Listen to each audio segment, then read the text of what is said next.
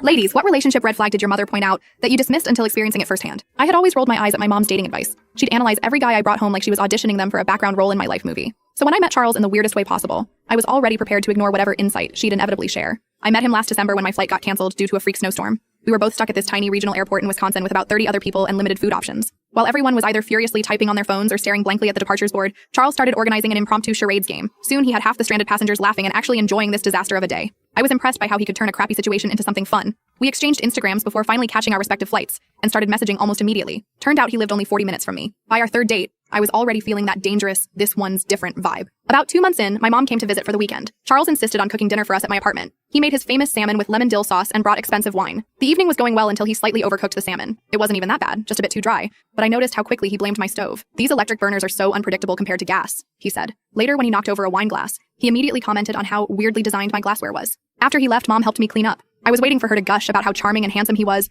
because he genuinely was both. But instead, she said, "Honey, he seems nice, but did you notice he couldn't just admit he messed up the salmon? Or that he knocked over his glass because he was gesturing too wildly?" I immediately went defensive. "Mom, seriously? That's what you're focusing on? He spent 3 hours cooking for us and all you noticed was that he blamed my crappy stove." She just gave me that irritating mom look and said, "People who can't take responsibility for small things won't take responsibility for big things either. Just keep an eye on that." I brushed it off as her being overprotective. Charles was thoughtful, made me laugh, and seemed genuinely interested in my life. Who cares if he occasionally deflected blame for minor stuff? For a while, things were amazing. He'd surprise me with little gifts, just because, and always made time for me despite his busy schedule. But around the 4-month mark, I started noticing what Mom had pointed out. When he was 30 minutes late to meet my friends, it was because traffic was insane. It wasn't. When he forgot plans we'd made, it was because I hadn't reminded him, or work was crazy. When he lost his fantasy football league, his friends had set unfair rules. But I kept telling myself everyone has flaws, and this one seemed minor compared to his many good qualities. The first real crack appeared when we took a weekend trip to a lakeside cabin. The rental listing clearly stated check-in was at 3 p.m., but Charles insisted we could arrive earlier. When we got there at noon and couldn't get in, he called the property manager and complained about the misleading description. I pulled up the listing on my phone while he was still on the call and showed him the check-in time. Instead of acknowledging his mistake,